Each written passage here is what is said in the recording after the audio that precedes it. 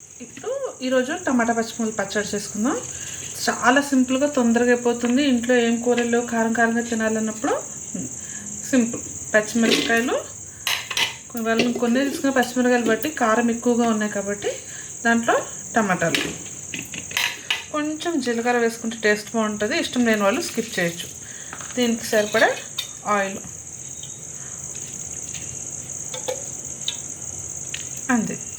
దీన్ని పొయ్యి మీద పెట్టి మూత పెట్టి సన్నని సెగ మీద ఒక 10 నిమిషాలు ఉడికించుకుంటే పచ్చడి మగ్గిపోతుంది. ఆ తర్వాత మనం ఎనుపుకుందాం. ఒకసారి కలుపుకోవాలి.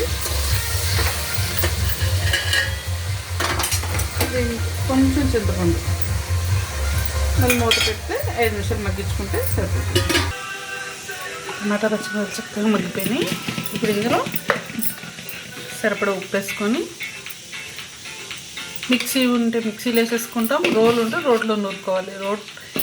మిక్సీలో వేస్తే గంధంలో ఉంటే టేస్ట్ ఉంటుంది. బట్ రోల్ ఫెసిలిటీ లేని వాళ్ళ కోసం ఇలా వేసుకుంటే పచ్చడి చక్కగా ఎనిగిపోతుంది, టేస్ట్ బాగుంటుంది.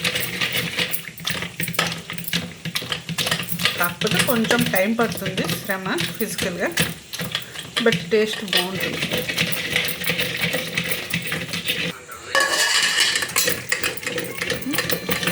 ఒకసారి చక్కగా మెత్తగా ఎనికిపోయింది. ఇలా ఎనుకుంటే చాలు. మరీ మెత్తగా ఉన్న టేస్ట్ ఉండదు. ఇందులో టేస్ట్ కోసం 4 వెల్లుల్లిపాయలు, కచ్చబిచ్చగా దంచుకుని వెల్లుల్లిపాయలు,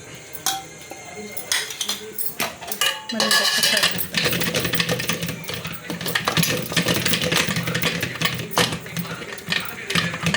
అయిపోయింది. మన పచ్చడి గిన్నెలోకి తీసుకుంటే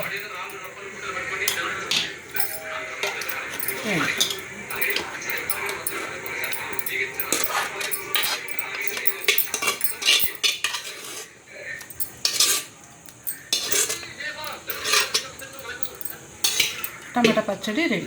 వేడి అన్నంలో ఒక చుక్క నెయ్యి వేసుకొని తింటే టేస్ట్ బాగుంటుంది.